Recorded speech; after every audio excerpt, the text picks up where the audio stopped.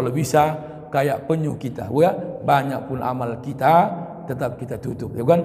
Bila diri ingin dikenang, semailah benih. Ini pemain lama. Bawalah ilmu padi di ladang, tambah berisi tunduk. Allah, bila diri ingin terpandang, jauhi kata tinggi. Allah, jauhi sifat bertelur 1.000. Betul lah, kan?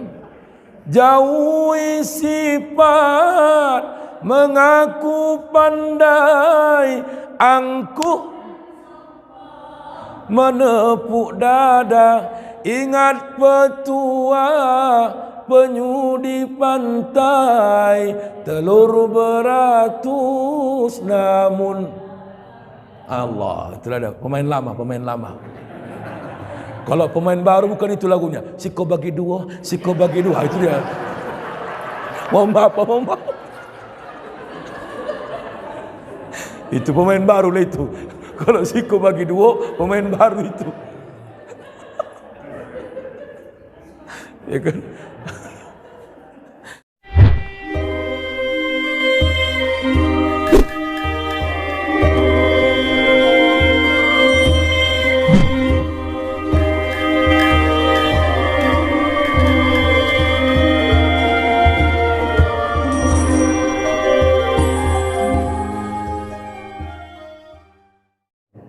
Bapak Ibu yang saya hormati, saya mengutip kitab dalam kajian kita hari ini dalam kitab Sifatul Mu'minin wal Mu'minat yang ditulis Al-Imam Jinun Al-Misri, ungkapan dari sahabat Nabi Ali bin Abi Thalib, jelas pada halaman 29. Apa kata beliau? Ada karakter seorang yang beriman terlihat dalam kehidupannya sehari-hari. Jadi kalau sudah mulai menipis imannya, mungkin Allah cabut imannya, bisa kita lihat tanda-tandanya dalam kehidupan sehari-hari. Pertama, bisruhu fi wajhihi wa huznuhu fi qalbihi.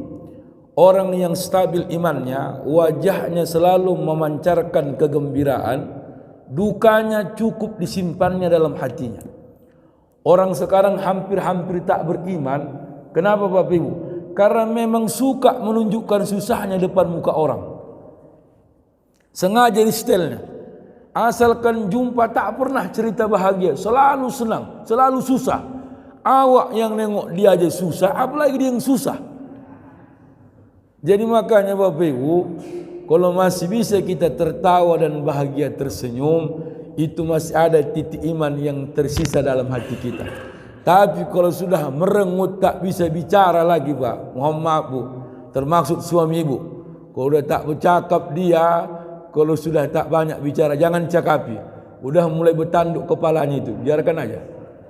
Iya, manusia ini ada yang spontan imannya stabil, ada yang spontan imannya turun. Apa obatnya Bu? Obatnya ibtisamah. Apa maknanya? Pancarkan senyuman walaupun duka dalam pikiran itu tak perlu diutarakan. Ya kan? Makanya orang yang hebat itu Pak, banyak masalah wajahnya bahagia. Hebatlah kita itu. Kita kan memang nampak Pak, masuk dia udah tahu kita dari jidatnya Bu. Baca itu. Apa ciri-ciri orang yang banyak masalah Bapak Ibu? Jidatnya ke atas, ya jidatnya ke bawah, alisnya ke atas.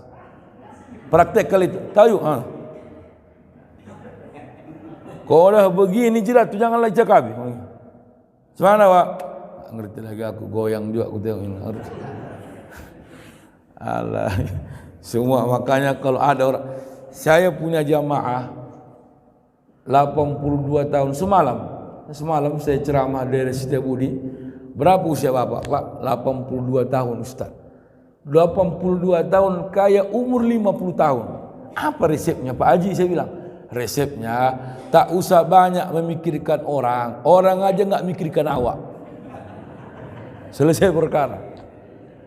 Enggak usah pala banyak pikiran kita memikirkan 2024, Pak. Enggak usah. Yang penting cucu. Ini siapa ya? Anies atau Prabowo atau Ganjar. Enggak usah pikir-pikirkan itu. Enggak urusan kita itu. Menang pun orang itu bukan dipikirkannya kita. Ngapain stres sekali, ya kan? Iya, orang sekarang kalau di kedai kopi macam dia tes, hebohnya minta ampun. Cuma ini dia, Anies sudah 4 udah calon ini. Bapak tes? Enggak, memang enggak usah ngapain dipikirkan. Capek awak mikirkan itu. Ya, urusan rezeki enggak usah. Makanya mohon maaf Bapak Ibu. Kata ulama kita, salah satu yang saya kutip dalam kitab Hayatus Salaf yang ditulis Al-Imam Ahmad Nasir At-Tayyar, salah satu yang membuat kita itu bisa membaca orang lain lagi bahagia, talaqutul wajhi tubassiru bil khairi. Orang yang wajahnya memancarkan kebahagiaan, orang enak menerimanya dalam kebaikan. Kalau wajah kita gembira, Pak, orang pun senang menerima kita. Tapi sebaliknya, apa? Wal wajhul abus sababu linafratin nas. Tapi wajah yang penuh dengan kerutan, penuh dengan kebengisan, apa? Sababul linafratin nas, sumber kebencian melihat orang. Kau dah meringut orang kita tengok, awak pun gondok tengok dia. Cuma Pak? Banyak yang ngerti. Sikit-sikit. Awak pun susah nengok dia. Makanya kalau bisa Bu senyum aja.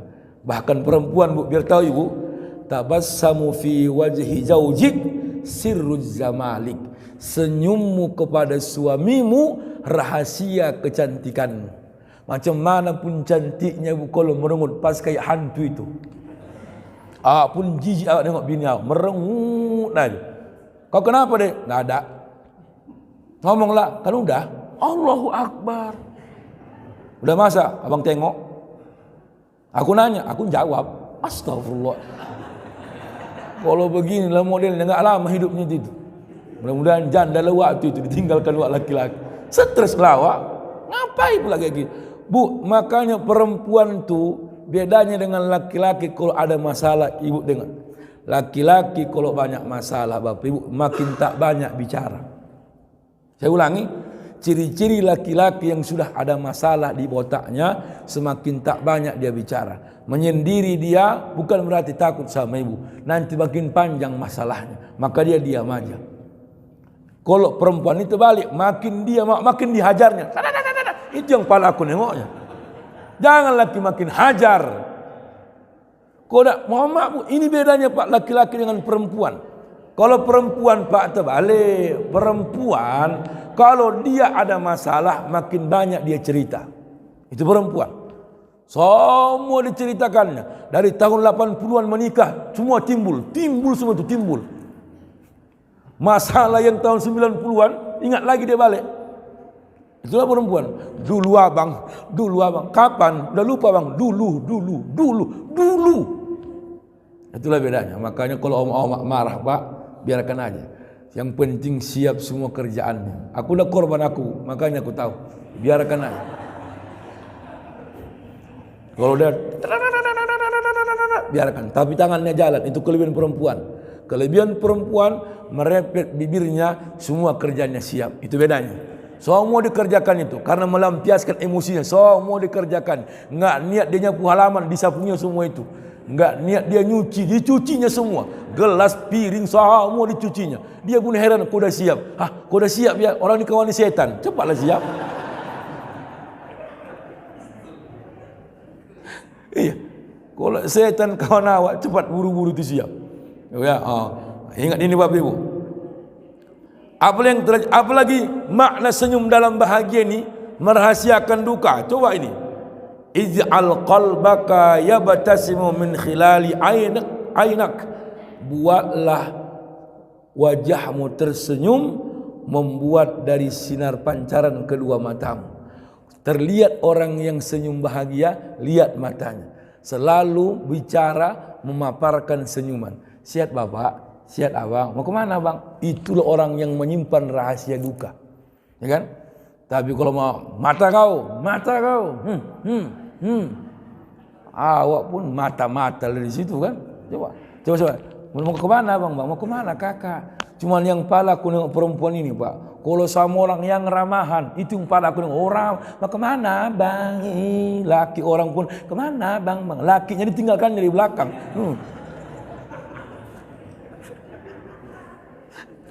Coba Allah. Udah. Makna senyum yang ketiga. Ini mutul ini bu. Tesibulah. Ya kan? Makna senyum yang ketiga, da' ibtasamataka tubaddilul khaufa fil qulubil akhirin. Apa kata beliau? Biarkanlah senyumanmu menghilangkan rasa takut orang lain di hatimu. Siapa yang murah senyum, enggak akan ada orang takut melihat dia. Makin senang orang melihat. Ustaz juga begitu. Kalau ustaz enak ceramah sambil senyum, orang pun enggak sungkan negur dia. Tapi kalau ustaz begitu masuk enggak ada senyumnya, Assalamualaikum warahmatullahi wabarakatuh. Tolong hargai saya, hargai. Nengok mukanya pun kayak setan lah. Kawan ini asalkan ceramah marah-marah aja. Entah apa ceramah. Besok udah enggak ada jadwalnya itu, kena pecat lah itu, habis lah itu. Makanya mak bahagia aja ya. Simpan rahasia bahagia itu. Nah, orang tua kami yang kami hormati, bahkan bisruhu fi wajhihi kitmanul huzni minas sukri. Bahagia pancaran di wajahmu itu bentuk rasa syukur kepada Tuhanmu. Semakin kita banyak mengeluh, semakin banyak kita menampakkan wajah cemberut, itu membuktikan kita mengeluh kepada Allah. Jangankan kepada manusia, kepada Allah. Maka Muhammad, ya, saya orang kampung bu, dulu berdecap itu saja pantang besar, pantang. Mulut kau, kata orang tua dulu sekarang. Kalau dulu begitu, macam enggak bersyukur kau, sikit-sikit. Kalau sekarang anak-anak sekarang, Muhammad disuruh tak mau, kerja tak mau, tapi permintaan banyak. Stres orang tua sampai tua. Kenapa kak? Aku enggak tahu, aku biar tahu kak. Anakku enggak ada yang bisa dibilangi biar tahu. Kalau ku turutilah sebenarnya enggak mau cerita aku. Tapi udah diceritakan, enggak mau cerita dia kata, udah ceritakan. Itulah Muhammad ini. Sebenarnya enggak mau cerita aku, tapi udah ceritakannya 2 jam. Itu yang pertama. Nah, orang tua kami yang kami hormati, nah, siapa orang yang imannya sudah mulai menipis, nampak terlihat dalam kehidupannya sehari-hari, yakrahur rif'ah wa yasna'us sum'ah. Artinya dia benci dengan pujian, dia benci dengan yang diagung-agungkan. Maka orang yang beriman karakternya adalah tak suka diagungkan. Karakter orang yang sudah mulai hilang imannya suka diagung-agungkan. Kalau enggak karena aku, habis. Makanya Muhammad diajari guru saya, jangan kau nampak spesial kali dirimu. Biasa-biasa aja kau. Pernah diajari guru jamaah, Ustaz, biar nampak keren Ustaz, biar nampak mulia dihormati orang, pakai jubah apa Ustaz? Pakai jubah, pakai sorban kepala. Ustaz kan bereo, pas kayak di Arab Turki itu. Oh yalah, Turki di sana mancung-mancung. Aku Turki memang turunan kisaran. Makanya pesek aku bilang kan, kena langgar kereta api. Coba, apa yang terjadi bu? Ku buatlah gayaku biar agak nampak mulia, keren. Apalah gunanya aku pikir. Ku tes lah bu pakai jubah. Pas kayak Mama Dede. Ku ganti langsung. Bayangkan ibu Mama Dede kayak aku pendeknya gemuk, jalan pas kayak gorden melayang-melayang dari belakang. Tak cocok kurasa enggak aku pakai lagi. Ya. Muhammad janganlah mau engkau digelar manusia agung, sadarlah diri, tahu diuntung, kerendah diusung. Apalagi kan? Makanya Muhammad ya, kalau mau kita, ya Allah, kalau masih ada orang yang benci sama kita, mencaci, syukur. Kalau masih ada yang Muhammad, bapak kami ini dipitnah orang, syukur. dari pitnihanmu lah kubuktikan kalau bukan aku pelakunya. Mohon maaf Pak, yang pengurus-pengurus ini hati-hati. Awak ngurus kurban, di orang makan kurban. Awak ngurus zakat fitrah, kata orang makan zakat. Biarkan, dari situlah kita belajar kalau kita tak berharap pujian. Orang yang mengharap pujian dan diagungkan ketika orang tak memujinya tersendiri. Itulah mantan-mantan pejabat kita, mantan kadis, mantan wali kota, mantan bupati. Kalau dulu siapa, apa perintah? Begitu pensiun, gak ada yang mau diperintahkan, kosong semua. Kalau dulu halaman rumahnya tak pernah sunyi tamu orang ke rumahnya. Tiap hari. Kenapa? Karena ada orang masih mengagungkanmu. Saya mohon maaf, sedih saya Pak. Saya pernah kena usir panitia karena gayaku begini Bu. Tolong ya Dek ya, di belakang bangkunya ini untuk penceramah. Mundur aku Pak, mundur aku. 2 garis ke depan, ditanya panitia, mana ustadznya belum datang? Belum, diteleponlah Pemkap, acara Pemkap. Ustadz di mana Ustadz? Di belakang Pak. Kenapa ke belakang? Disuruh kabak ke belakang. Oh, datanglah bupati. Tahu kau? Waktu itu nggak saya bilang nama bupati. Ya Pak. Kau nggak datang, nggak ada manfaatnya kau datang kemari. Begitu bupati. Ustadz yang ngisi acara. Aku kata sambutan cuma 15 menit. Dia ceramah 1,5 jam. Kalau nggak datang dihancur acara ini, biar tahu kau. Nggak yakin aku Pak kalau dia penceramahnya. Cobalah, begini tadi. Tengoklah, mana yakin orang kan. Kalau bisa pakai sorban, pakai alis, ya kan? Alis Mekah itu, semua hitam jadinya. Orang pun takut dengan muka aku. Hitam semua. Cuma, ya, maka Muhammad tengok orang sekarang ya. Makanya kalau bisa kayak penyu kita, ya, banyak pun amal kita tetap kita tutup, ya kan? Bila diri ingin dikenang, semailah benih. Ini pemain lama. Bawalah ilmu padi di ladang, tambah berisi tunduk. Allah, bila diri ingin terpandang, jauhi kata tinggi. Allah, jauhi sifat bertelur 1.000. Itulah kan? Jauhi sifat mengaku pandai, angkuh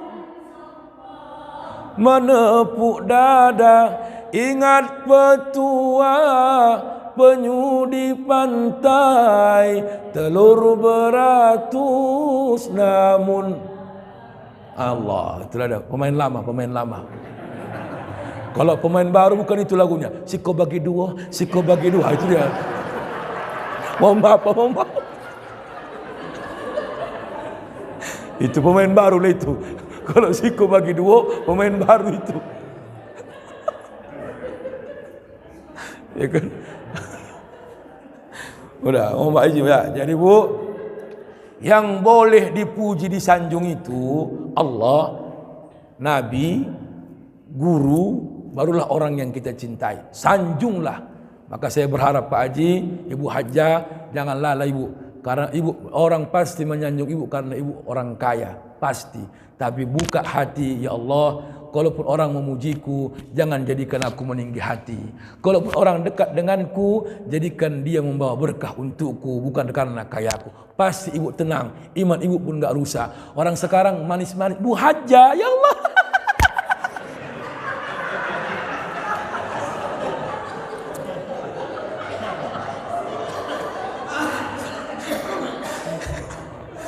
Maksud saya biar jangan rusak hati ibu nih. Betul nih itu, ya kan? Maka kalau jangan tersinggung ibu nanti, Bu, ibu udah baik. Manusia ini beda-beda wataknya, Bu Hajjah beda-beda. Udah baik awak lewat enggak ditegurnya, jangan tersinggung. Kawan ini udah ditolong pun negur pun tidak. Itu yang rusak iman tadi itu. Biarlah kau tak tegur aku, mungkin tak nampakmu aku karena tinggal kacamatamu, maka rawan nampakmu aku. Itu dia, nikmati aja lah. Baik sangka kita, ya, baik sangka.